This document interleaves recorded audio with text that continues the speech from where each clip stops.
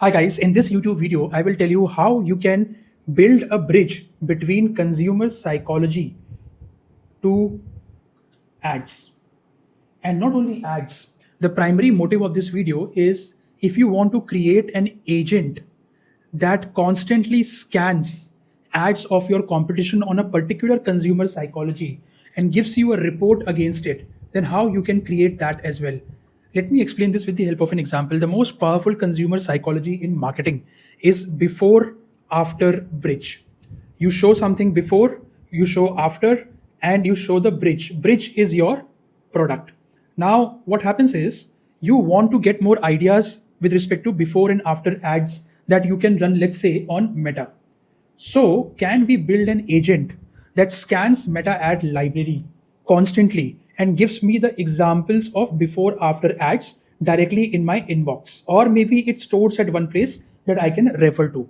So, what you are doing, you are understanding the consumer psychology, and there are multiple psychologies that you should know about. I am picking up one out of it, which is before after.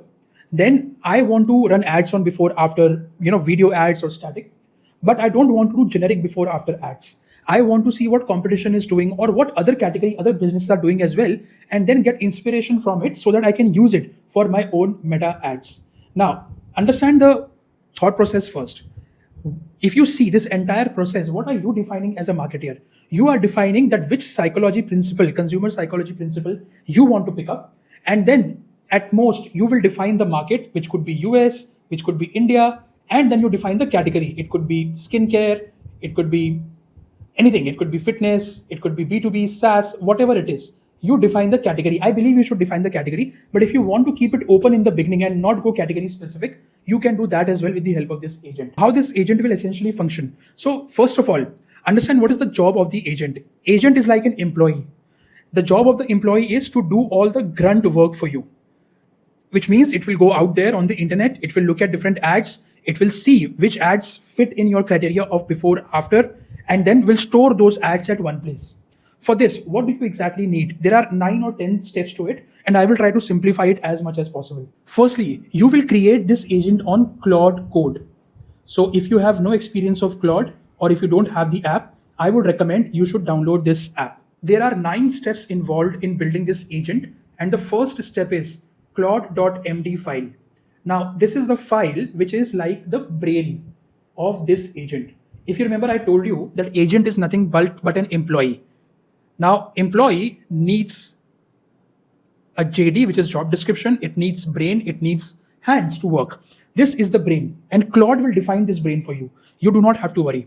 You have to understand what exactly Claude defines. There are 5 things that Claude will define as part of the brain. The first thing is the format definition. The second thing it will define is classification rubric. This is nothing but confidence, whether Claude has confidence of considering an ad or not, and whether it should keep it or drop it. Then it will store your category seed bank, which means do you want this agent to run in a particular category? That will also be defined by Claude. Now, I'm again repeating, you are not the one defining these things. Claude will define it for you as long as you tell Claude clearly what you want to create. And don't worry, I will give you the prompt frameworks as well. Prompts are secondary, guys. Understand the logic, that's most important. It will also define the dedupe rule, which means in case the same ad is pulled by agent twice, then a dedupe logic helps it to make it unique. And the output format. What output do you want?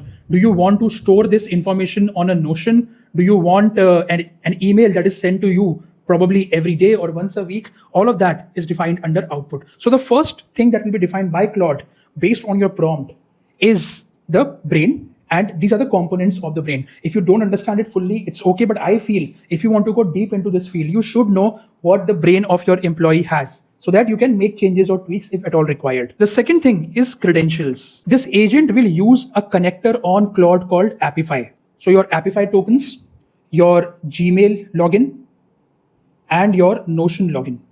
All of this will be required. And if you are using the connectors of Appify, Gmail, Notion on Claude already, then you do not have to do anything in this step. In case any of these connectors are not present in your Claude, then Claude will tell you, and you will have to follow on-screen instructions to enable this. The third component of this agent is an interesting one. It is retrieval layer. As the name says, retrieval.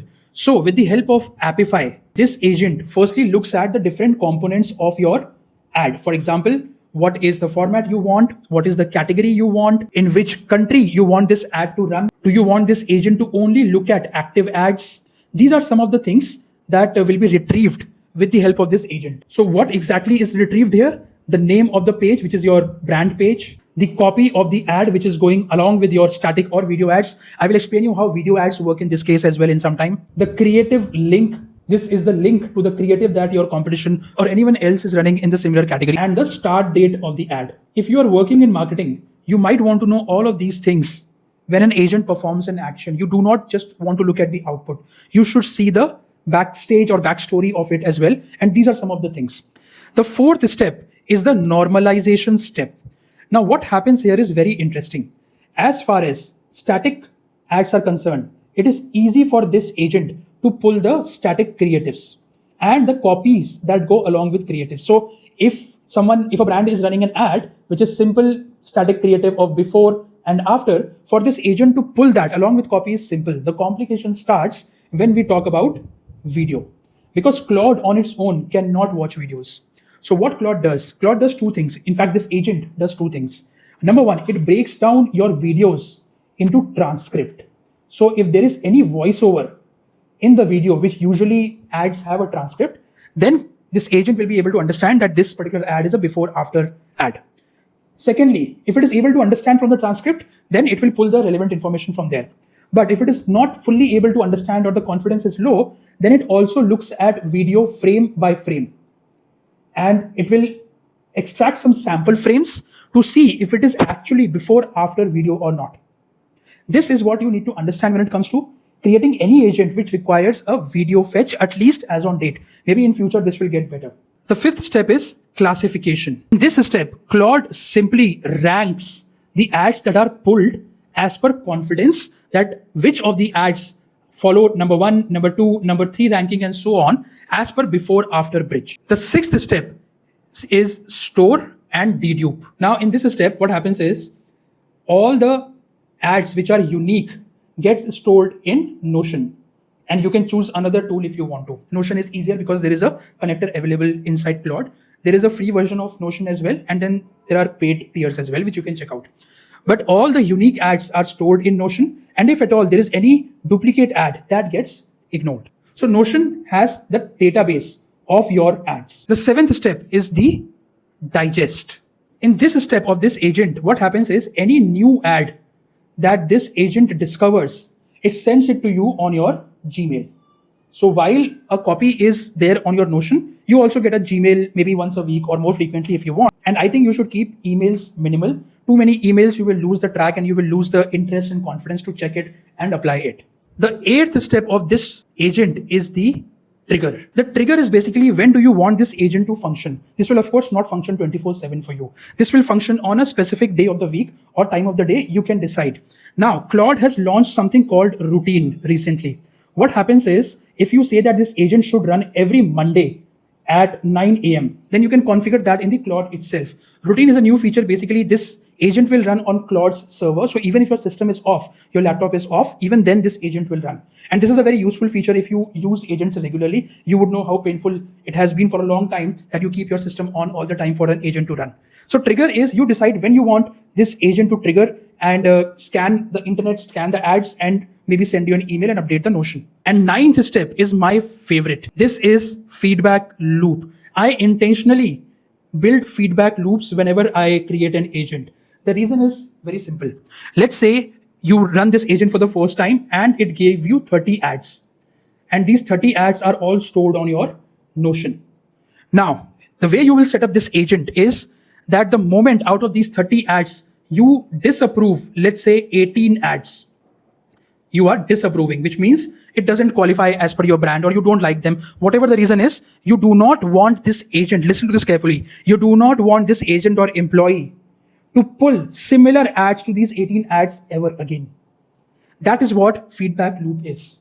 So the other 12 ads which you have approved, you want next time when this agent runs, it looks at these 12 approved ads and fetches ads which are similar to this. So if you disapprove certain ads, this memory flies back to your claude.md file. Interesting, right? And then Claude.md knows what are the kind of ads that you do not want. This is how you create an agent. Even if you are doing it for the first time, it should not take you more than 1 to 1.5 hours to build it for one consumer psychology.